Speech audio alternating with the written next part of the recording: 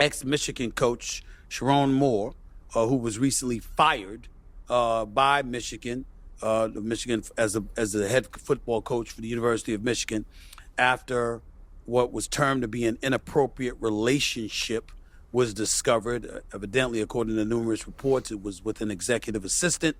Obviously, messing with the subordinate has cost him his job. He's 39 years of age. He's a former offensive coordinator that helped Jim Harbaugh capture a national championship in Michigan a couple of years ago. And he was that offensive coordinator. He is also an individual that is 39 years of age. He's married. He has 3 children, younger than 7 years of age. And he finds himself in this situation. Nevertheless, the breaking news is that he's been charged with 3rd-degree home invasion, stalking, and breaking and entering, or entering without breaking. He was detained by police in Saline, Michigan, hours after he was fired for cause by Michigan after the school said it found evidence of an inappropriate relationship with the staffer. So he's been officially charged.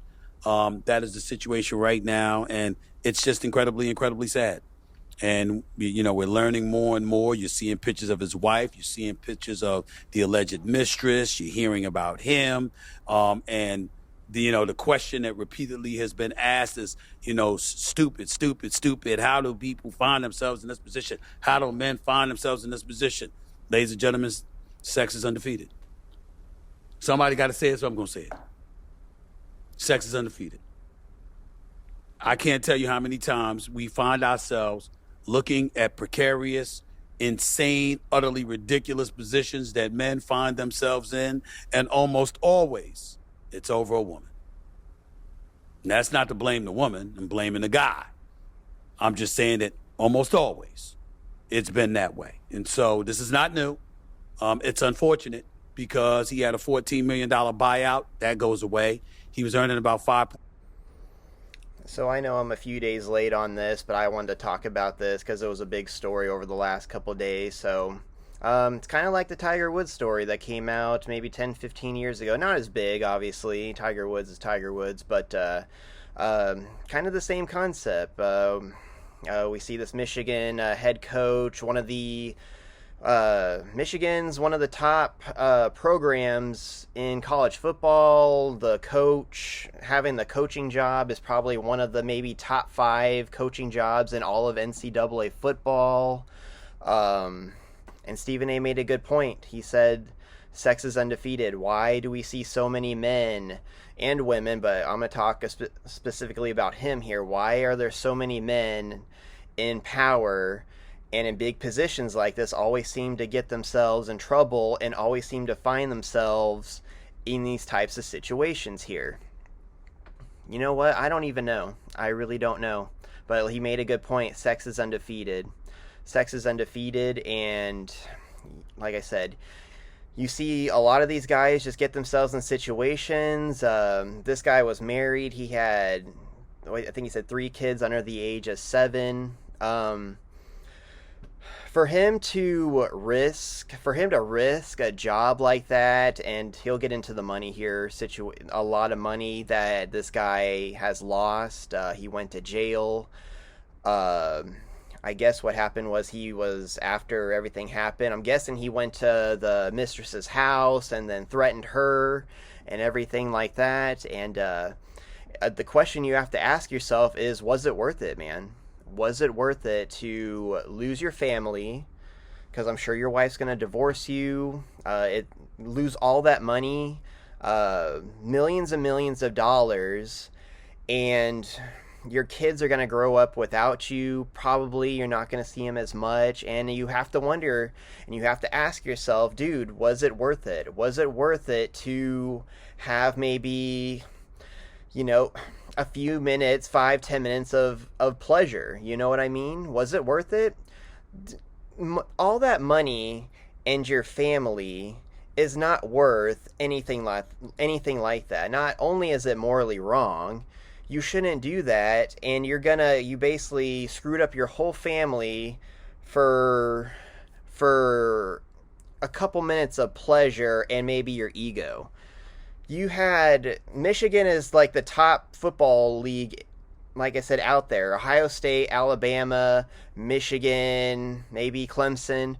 And you screwed it up. And you screwed it up just because of your ego and whatever. And like I said, I don't understand how these guys can just kind of think that they're going to eventually get away with this stuff, man. Like I said, I don't understand it. I really don't understand it. Sex is undefeated. I don't understand how these guys just get into all this stuff and everything like that. It's just, I don't get it. I don't understand how they can't control themselves, especially when they're married, you know what I mean? It's just like, you have it at home. Why do you got to get it from somebody else? I don't get it. Like I said, I don't know if these guys just have strong egos or what, man. So let's continue here. $6 million in salary, that goes away. We can lament how stupid, how idiotic it is for him to find himself in this situation, to blow his whole career and all of that stuff. But when you hear thoughts of suicide or whatever, the incompassionate or, the skeptic amongst us will sit up there and say that's a way to garner sympathy and gain attention sympathetically and empathetically, because you don't want to deal with the noise that you've created because of your immature and irresponsible actions. My thing is that once you heard the word suicide and whatever, and somebody's contemplating taking their own life and potentially that of somebody else, you get very, very worried. And the most important thing is reminding him that, you know what, the chances are you're not going to stay in jail.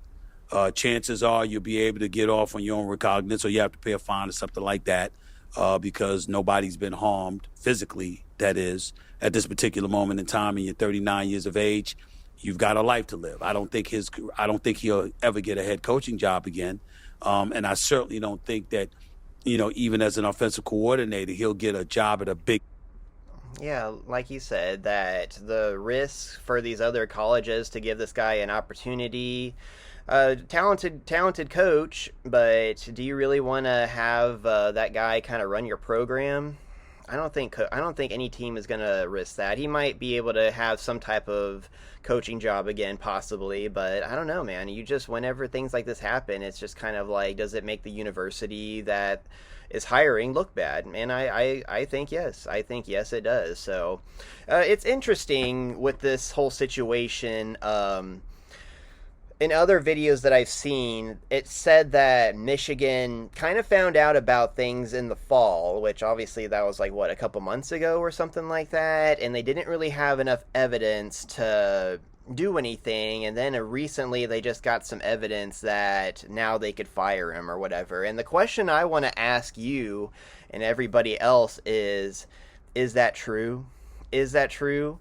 Because let's say Michigan beat Ohio State in that last game of the season, and Michigan I thought it was Michigan gets into the Big Ten championship if they won. I believe that was it. But it kind of makes you think, did they know more than they knew, and they were just kind of waiting till how the season goes before they did anything? If Michigan beat Ohio State, it makes you wonder if they would have just kept that quiet. You know what I mean?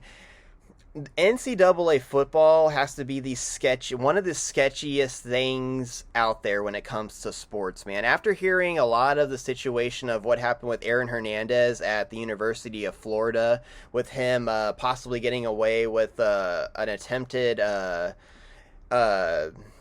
murder charge and a battery charge that they tried to sweep under the rug and tried to enable him and everything like that. The things they do to protect their athletes is absolutely crazy, and the things they do to sweep things under the rug to make as much money as they can, win football games, and possibly get to that national championship is crazy. That's just my opinion, but it makes you wonder, are they doing this now? Are they doing this because Michigan's they're in a bowl, but they're not like getting ready for the big bowl. They're not in the top seeds to where they're in the playoff championship thing or whatever, to where they could play for the national championship, at least not that I know of. But it makes you wonder, hey, would they have kept quiet longer if Michigan was in a better situation. Like I said, the NCAA is so sketchy, man. After hearing about how many things got swept under the rug with Aaron Hernandez, there's so many things that they keep quiet and so many things they let slide sometimes just to win football games and make money. Time University. I think these kind of activities ultimately come back to haunt you. Now, Rick Pitino, he's resurrected his career. Bobby Petrino, not necessarily, I don't know what he's doing these days. Hugh Freeze, don't know what he's doing these days. They were in situations like that at Louisville, Arkansas, and Ole Miss, if I remember correctly, respectively, that is. But it is what it is. That's the situation that Sharon Moore is in. He's been charged, and that's what it is. That's what it is. It's just sad. But right now, I'm thinking about the kids, and I'm thinking about the fact that, they're going to need their daddy, and somehow, some way, he's going to have to find a way to resurrect himself. And if not resurrect his career in football, resurrect his life. Because obviously, I think it's safe to say nobody will want to be him right now, especially once he gets out of jail and he has to go home to the wife and the mother of 3 kids and find a way to explain how he found himself in this kind of situation. So there's no envy there. I can tell you that much. 888 Mad Dog 6 is the number to call up. It's 888. Yeah, man, it's just like when you hear the things of what he said about the lure lied, I don't want to say the word, you know what I'm talking about.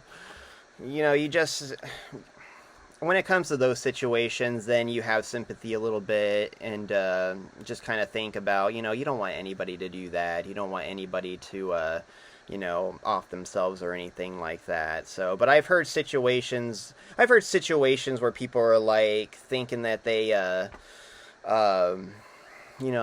you feel bad for him and everything like that. But dude, this is like, I don't know if a lot of people should feel bad about you in this situation.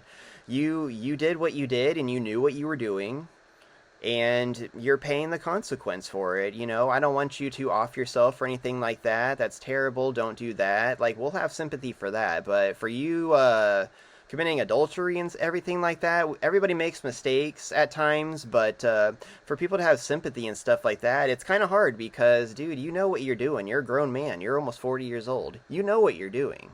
You're not a child. You're not a teenager. You know what you're doing. And don't let the mistress off either. She knows what she's doing too. I'm sure she knew that dude was married.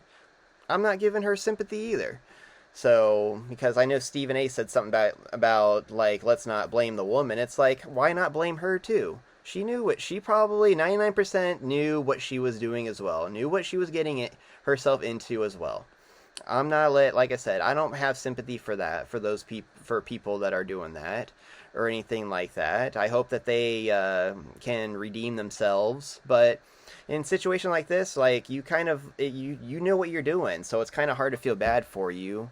It's like, hey man, like, you made your decision and this is what it is. So like I said, are you gonna risk that much money, millions and millions of dollars, like over sex and your ego and cheating? I don't think that's worth it. So like I said, I feel bad for his wife and I feel bad for his kids more than I feel bad for him. I'll just be honest with you. I don't want him, like I said, I don't want him to off himself or anything like that. That's terrible. Don't do that. But I feel bad for his wife and his kids, because they're the ones that, especially the kids, it's just like it's just another household that has to deal with broken homes and a broken family and not having their father. It's already bad enough in society that kids, when they don't have a father figure in their life, a lot of the times it's just not good at all. It's just they can get into the wrong things, get with the wrong people if they don't have that father that tells them and supports them and kind of leads them by example. So I know he'll still be in the life, but it's just whenever the dad's not there all the time, it's a little bit different. So, but yeah, sad situation. It's just men just always, and women too, but men just always seem to just get themselves in this position, and I don't really get it either. I don't really get it. The guy was married. He was getting all the action at home, and he was getting, stuff like that too. And it's just like, I don't get it. Like, why do men end up in this position? I don't get it. Especially like you're gonna lose all that money as well, just for a few minutes of pleasure. I don't think it's worth it, man. But anyway, let me know your opinions about this situation, and subscribe to the channel if you want to see more videos like this. Like the video, comment down below. Love to hear from you guys. I will see you in the next video.